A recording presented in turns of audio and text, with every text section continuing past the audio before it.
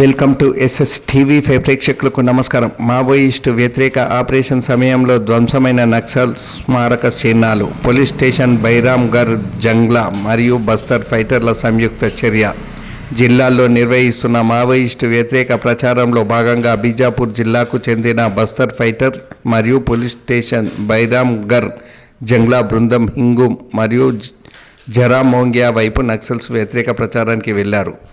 ప్రచారం సందర్భంగా హింగూమ్ మరియు జరామోంగియా గ్రామాల్లోని వివిధ ప్రదేశాల్లో మావోయిస్టులు నిర్మించిన సుమారు 15-20 అడుగుల ఎత్తున్న 3 మావోయిస్టు స్మారక చిహ్నాలను ఉమ్మడి బృందం కూల్చివేసింది. ఈ ప్రాంతం ఇంటెన్సివ్ పెట్రోలింగ్ మరియు శోధన జరుగుతుంది.